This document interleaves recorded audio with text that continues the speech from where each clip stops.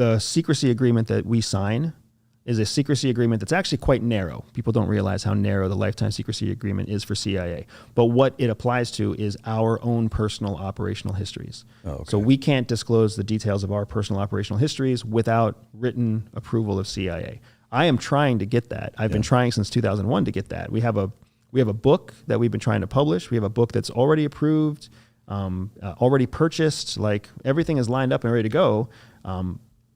We were right on the cusp of getting CIA approval to publish about 1.5 years ago.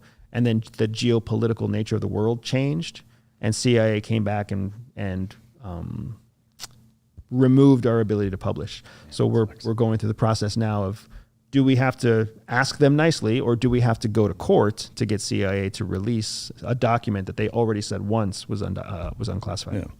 So I guess of what you can share, is there something that you're most proud of that you can talk about at all? So in an effort to try to answer with something, right, there are absolutely missions I'm very proud of. The mission that I'm the most proud of was the last joint tandem operation I did with my wife.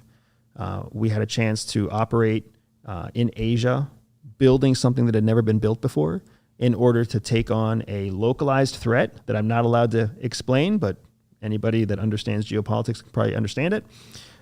We had to build a new process for taking on a rising near-peer competitor out of an Asian location. And we were sent on this op, and it was clear we were intended to fail. Like, it was clear that it was an impossible task.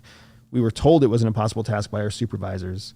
And we went out there thinking we were going to fail also, just being like, hey, this is hell of a sunset tour. We're going to fail here and then bounce to corporate America.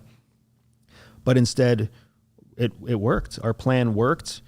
We ended up building resources and momentum at a grassroots level with other field officers who wanted to get on board. And we ended up creating a process that then permeated the entire CIA.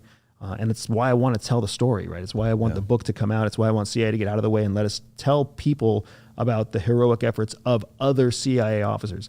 All my wife and I did was went out there and said yes to a stupid idea. It was a bunch of other people who made the shit happen, right? Yeah. So it's not even like one of those, it's not a CIA story about how the CIA is broken and fucked up. It's not a story about how we're the best thing since sliced bread. And those are what most CIA books are. Yeah. Instead, we're just trying to tell a story about real American heroes doing real American shit. Yeah. But unfortunately, we don't get to talk about it. Yeah. No, I mean, I certainly get it.